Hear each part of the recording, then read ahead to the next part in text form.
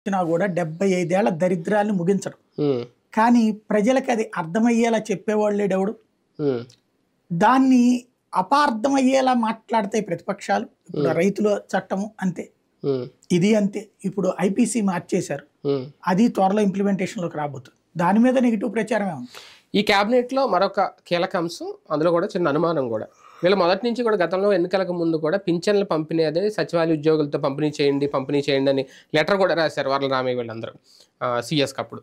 ఇప్పుడు ఇందులో మళ్ళీ రేపు 1వ తేదీన సచివాలయ ఉద్యోగులతో పంపిణీ చేస్తాము అని చెప్పి ఇందాక పార్థసారథి గారు కూడా చాలా క్లియర్గా చెప్పారు. అంటే ఏంటి, వాలంటీర్ల విషయంలో ఇంకా ఓ కొలిక్కి రాలేదా?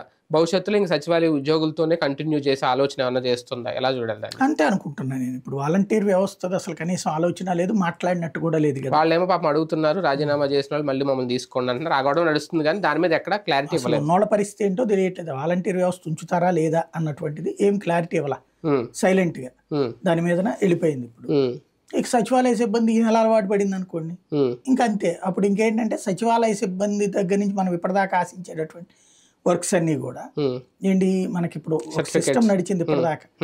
వాలంటీర్ వెళ్ళి సర్టిఫికేట్ పట్టుకొచ్చి ఇస్తాడు, ఇందులో బ్రేక్ పడిపోయినట్టు.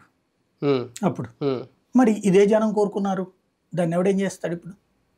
అంటే జనం ఎవరొకరు ఇంటికి వచ్చి పింఛన్ ఇస్తున్నారని చూసుకుంటారు.